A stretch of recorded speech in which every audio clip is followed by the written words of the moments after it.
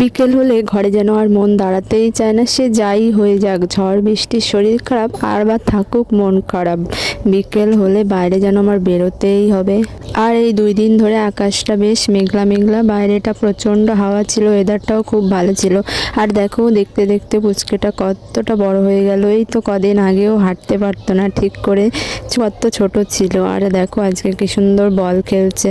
তো ওয়েদারটা মেঘলা হওয়ার কারণে 5টা বাজে সবে, এখনই মনে হচ্ছে যে সন্ধ্যা হয়ে যাবে। আর আমিও একটু বসেছিলাম, আর পাশে বৌদিও ছিল, বৌদির দিকে আর ক্যামেরা ঘোরায়নি।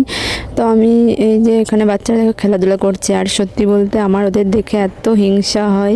এই ছোটোবেলার কথা মনে পড়ে যায় যে কত ভালোই না হতো এখন যদি আমি ছোট থাকতাম, কেন যে বড় হতে গেলাম।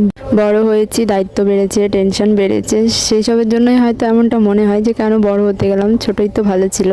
তো রাতের বেলা পড়িয়ে আমি বাড়িতে চলে এসি, আর বাবা এনেছিল চুনো মাছ, যেগুলো সকলের খুবই পছন্দের। আর মা বলেছিল যে তুই রান্না কর, তুই ভালো রান্না করিস।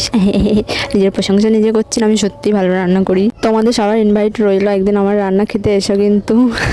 তো সবকিছু মা রেডি করে দিয়েছিল, আমি শুধু একটু রান্না করলাম আর বসে গেছিলাম খেতে। এবার খেয়ে দেখার পালা, রান্নাটা কেমন হয়েছে।